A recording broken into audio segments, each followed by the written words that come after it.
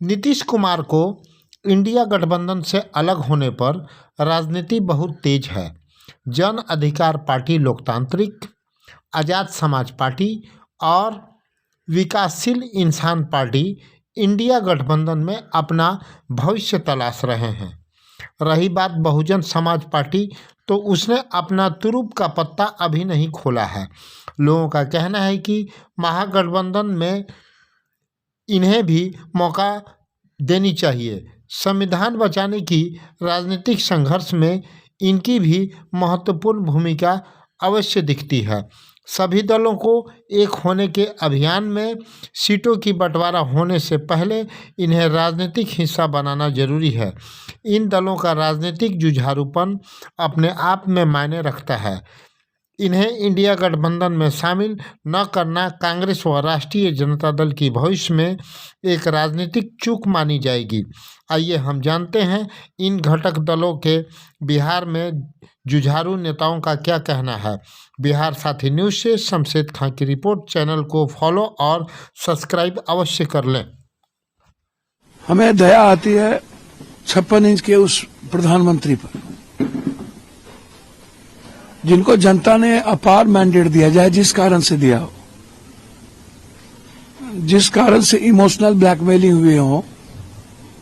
देश का भला तो नहीं हुआ, जनता का भला तो नहीं हुआ, बीजेपी और आरएसएस का भला हो गया। उस व्यक्ति ने, जिस व्यक्ति ने क्या क्या नहीं कहा नीतीश कुमार जी के बारे में 4 बार में, क्या नहीं बोले, नीतीश जी को कितनी गालियां दी, बिहार की जनता को गालियां दी, डीएनए का सवाल उठा, बोला हम चाहते हैं 2 ही जात रहे। नीतीश जाति जाति करता है, ये जाति में देश को बांटना चाहता है। महिलाओं के सवाल पर उन्होंने कहा कि बिहार ने देश को दुनिया में शर्म से झुका दिया। उन्होंने कहा ये दलित को गाली देते हैं, मांझी और चिराग को इन्होंने बेइज्जत किया है। मैं देश की महिलाओं के लिए सुरक्षा की बात कर रहा हूं। मैं जब तक नरेंद्र मोदी है, कोई कुछ नहीं बिगाड़ सकता, महिलाओं को अपमान नहीं कर सकता। मेरा सवाल है न भाई नरेंद्र मोदी जी से। अमित शाह जी ने कहा था कि मैं जनता को, बिहार की जनता को आश्वस्त करता हूं कि नीतीश सुशासन बाबू, नीतीश बाबू, जनता बीजेपी की दरवाजे बंद हो गए इस जन्म में, और अब मैं आपको बताऊंगा। आरक्षण के सवाल पर कोई कर्म बाकी नहीं रखा, सुप्रीम कोर्ट तक ये लोग गए, आरक्षण को खत्म किया। ये ओबीसी का सवाल जब राहुल गांधी उठाए तो उन्हें गालियां दी इन लोगों ने। बीपी सिंह जी जब आरक्षण लाए थे मंडल कमीशन, तो उसको यही बीजेपी के लोगों ने गिरा दिया था। बीपी सिंह जी को क्या क्या नहीं इन्होंने कही। ये आरक्षण कहां से आई, कर्पूरी की मां भी आई, ये गालियां किसने दी थी? अरे भाई, यह बिहार की राजनीति का इतिहास ऐसा है। 4 साल शेरशाह सूरी रहे थे सत्ता में, दुनिया के इतिहास में वो अमर हो गए। 2.5 साल रहे कर्पूरी ठाकुर, वो देश की राजनीति के सदैव हीरो रहेंगे, और उनकी विचार आने वाले दर बदर पीढ़ियों को एक्सेप्टेबल होगा। राजनीति जो है ना, इस तरह की गंदी हरकत से नहीं चलती। क्या जवाब देंगे विशेष राज पर? मैं मानता हूं कि 10 साल में इस देश का भला नहीं हुआ, बिहार का तो नहीं ही हुआ।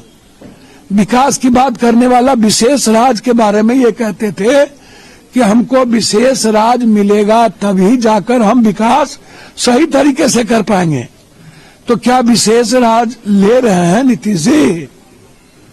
और जब एकल पद दिए थे पंचायती राज में कांग्रेस के बाद, गहलोत के बाद, तब भी इनको गाली पड़ी थी। क्या जवाब देंगे जब इन्होंने कहा था कि जाति जनगणना गलत हुआ? गिरिराज गाली देते थे नीतीश कुमार को, कोई कर्म बाकी नहीं रखे। पगड़ी नहीं खुलेगी तब तक जब तक मिटा नहीं देंगे। तो मिटा तो दिए, अब तो पगड़ी खोल ले। जिस नीतीश कुमार की व्यक्तिगत इमेज देश दुनिया में हुआ करता था, उन्होंने, मैं आलोचना करने नहीं बैठा हूं, लेकिन मैं इतना जानता हूं, जनता की नजरों में नरेंद्र मोदी जी आपके बारे में यह आम धारणा है, नीतीश कुमार के बारे में तो धारणा है कि चलो इनके जो इर्द गिर्द लोग हैं 2-3-4, मैं उनका क्या नाम लूं, उनका मिजाज कभी भी सेकुलर और सामाजिक व्यवस्था का था ही नहीं। वो मजबूरी में थे। जब उधर से आते हैं तो कहते हैं अपने लोगों से राय मिली इसलिए आ गए, इधर से जाते हैं तो कहते हैं हमारे लोग कह रहे थे चले जाओ तो आ गए। तो नरेंद्र मोदी जी को तो राम के इस्तेमाल के बावजूद भी राजनीति में भरोसा नहीं है। पहले आप पुलवामा और अब इस बार राम, पहले डीएनए। आप तो हमेशा इमोशनल कार्ड खेलते हो, विकास पर इन्हें भरोसा नहीं है।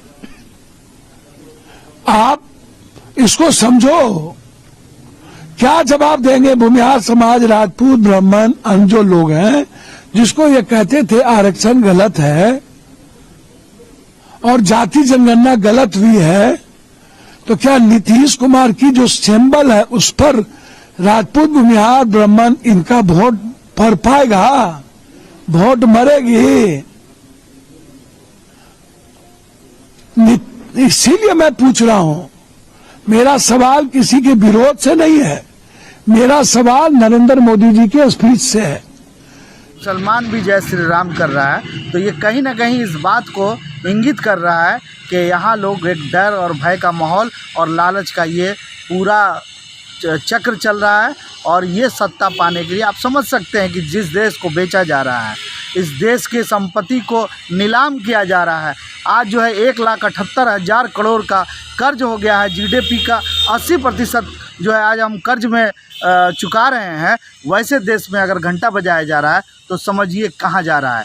हम श्रीलंका के रास्ते में जा रहे हैं। श्रीलंका जल गई इसी धर्म के रास्ते पे जाकर, और आपने देखा होगा कि उसकी पूरी अर्थव्यवस्था बर्बाद हो गई धर्मवाद के अंधेपन के कारण। काला चश्मा लगा के आप हरा की कल्पना नहीं कर सकते हैं। ये मैं अपनी जनता और अपने समाज को कहना चाहता हूँ।